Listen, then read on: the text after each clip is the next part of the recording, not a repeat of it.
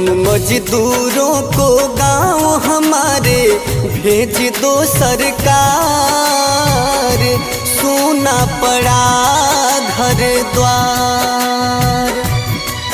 हम मजदूरों को गांव हमारे भेज दो सरकार, सोना पड़ा घर द्वार।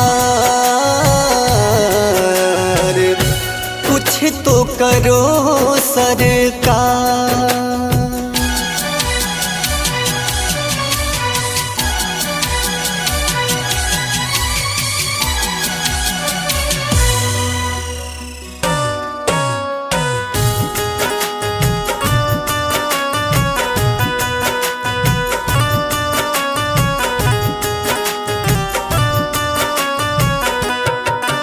मजबूरी में हम सब